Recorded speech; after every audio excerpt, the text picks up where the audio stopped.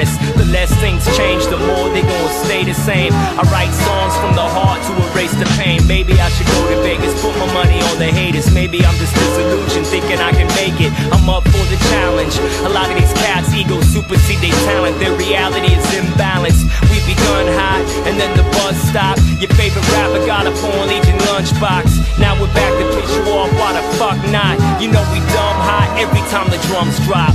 Can I ask you how you started rapping? Yeah, it was in junior high. I had a best friend and he was battling. He lost his grandma's chain. And I was like, oh, hell nah. So I stepped to the dude and I crushed the guy and, so great. You know, made history in my junior high.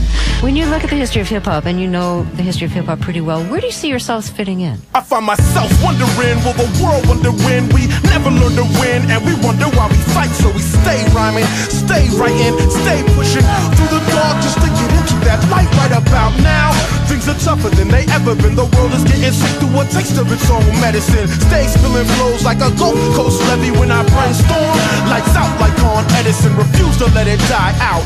Get a grip on, flyer than a grip on. Two ancient Egyptians, switch it to a T like Lipton. When we flip on, hit you super thugs with reality-based Krypton. Your whole criminal facade is see-through.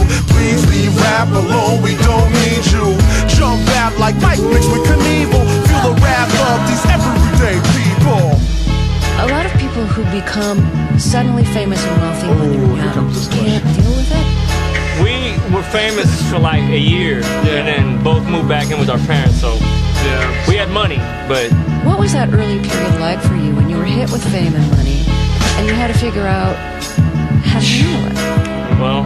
Prozac. The charts are full of clowns like a car at the circus. I don't know if it's an accident or happens on purpose. I'm a little tired of all the drug deals and murders. My words are priceless, my catalog is worthless. It's not a moral thing, it's just it's kinda boring. Been hearing that same tired rhyme since I was 14. The fact that I'll be dead someday somehow inspires me to write what's inside of me and show you all that I believe. We're coming to the tipping point and our turn, cause really music lives for us. Don't get caught burning trees and forget the forest. Before you tour bus, you gotta come to grips with the choices you make. In the booth, we're kinda nice like the next school day. Right after they showed roots, so when we expose you to that real deal, how it feel to go through making life and not that fake bullshit that they sold you.